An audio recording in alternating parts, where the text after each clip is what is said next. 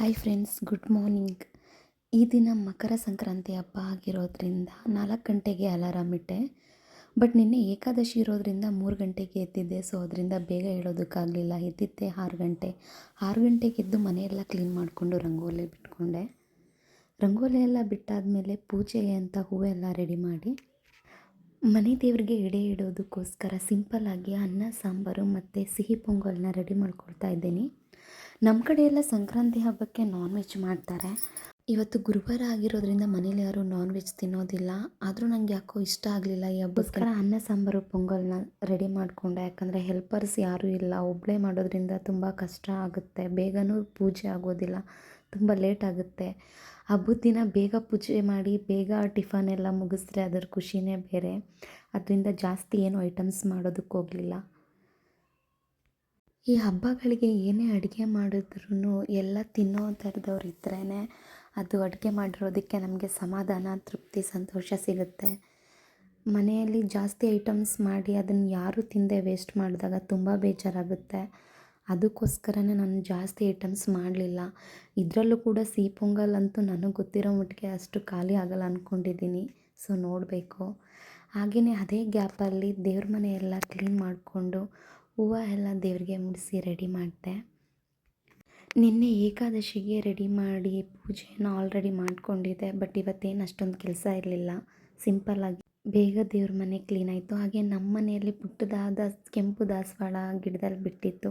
ಲಕ್ಷ್ಮಮ್ಮನಿಗೆ ಕೆಂಪು ಅಂದರೆ ತುಂಬ ಇಷ್ಟ ಅಲ್ಲ. ಅದರಿಂದ ಲಕ್ಷ್ಮಮ್ಮನಿಗೆ ಕೆಂಪು ದಾಸವಾಳನ ಮುಡಿಸಿ ಇನ್ನೊಂದು ಲೈಟ್ ಪಿಂಕ್ ಕಲರ್ ದಾಸವಾಳ ಒಂದೇ ಒಂದು ಎಲೆ ಹರಳಿತ್ತು.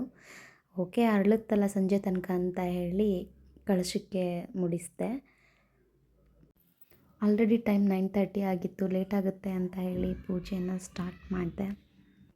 ನಿನ್ನೆ ಇವತ್ತು 2 ದಿನ ಏಕಾದಶಿ ಇರೋದ್ರಿಂದ ಇವತ್ತು ಫಸ್ಟು ಏಕಾದಶಿ ಪೂಜೆ ಮುಗಿಸಿ ದೇವರಿಗೆ ನಿನ್ನೆನೇ ನಾನು ಸಿಹಿ ಪೊಂಗಲ್ಲು ಮತ್ತು ಎಳ್ಳಲ್ಲಿ ನೈವೇದ್ಯವನ್ನು ಮಾಡಿ ಅರ್ಪಿಸಿದ್ದೆ. ಇವತ್ತು ಸಿಂಪಲ್ಲಾಗಿ ಹಾಲನ್ನು ನೈವೇದ್ಯವಾಗಿಟ್ಟೆ. ಏಕಾದಶಿ ಇರೋದ್ರಿಂದ ಅನ್ನವನ್ನು ನೈವೇದ್ಯವಾಗಿ ಇಡೋದಕ್ಕೆ ಬರೋದಿಲ್ಲ. ಅದರಿಂದ ನಾನು ದೇವರಿಗೆ ಅನ್ನವನ್ನು ನೈವೇದ್ಯವಾಗಿ ಇಟ್ಟಿಲ್ಲ. ಮನೆ ದೇವ್ರಿಗೋಸ್ಕರ ಅನ್ನ ಸಾಂಬಾರೆಲ್ಲ ಮಾಡ್ಕೊಂಡಿದ್ದು. ಹೊರಗಡೆ ಬಂದು ಸೂರ್ಯ ದೇವರಿಗೆ ಹಾರಕೆ ನೀಡಿದೆ. ಈ ಮಕರ ಸಂಕ್ರಾಂತಿ ಹಬ್ಬಕ್ಕೆ ಸೂರ್ಯ ದೇವರಿಗೆ ಹಾರಕೆ ನೀಡೋದು ತುಂಬ ಇಂಪಾರ್ಟೆಂಟ್. ನೀವು ಕೂಡ ಸೂರ್ಯ ದೇವರಿಗೆ ಹಾರಕೆಯನ್ನು ನೀಡಿ, ಮಿಸ್ ಮಾಡಬೇಡಿ. ಹಾಗೆ ಬಾಗಿಲು ಪೂಜೆ, ತುಳಸಿ ಪೂಜೆ ಮತ್ತು ನಾನು ಹೊರಗಡೆ ಇಟ್ಟಿರ್ತಕ್ಕಂಥ ವಾಸ್ತು ಗಿಡಗಳಿಗೆಲ್ಲ ಪೂಜೆಯನ್ನು ಮುಗಿಸ್ಕೊಂಡು ದೇವರ ಮನೆಗೆ ಹೋದೆ. ಮನೆ ದೇವರಿಗೆ ತುಪ್ಪದ ಆರತಿಯನ್ನು ರೆಡಿ ಮಾಡಿಕೊಂಡಿದ್ದೆ. ಹಾಗೆ ತುಪ್ಪದ ಆರತಿಯನ್ನು ಬೆಳಗ್ಗೆ ರೆಡಿ ಮಾಡಿದ್ದಂಥ ಅಡುಗೆನ ದೇವರಿಗೆ ಎಡೆ ಹಾಕಿ ಇಟ್ಟೆ. ಹಾಗೆ ಎಡೆ ಜೊತೆಗೆ ಬೇಯಿಸಿದ ಗೆಣಸು, ಅವರೆಕಾಯಿ, ಕಡಲೆಕಾಯಿ, ಕಬ್ಬು ಮತ್ತು ಫ್ರೂಟ್ಸು ಎಲ್ಲದನ್ನು ಕೂಡ ದೇವರಿಗೆ ನೈವೇದ್ಯವಾಗಿ ಇಟ್ಟೆ.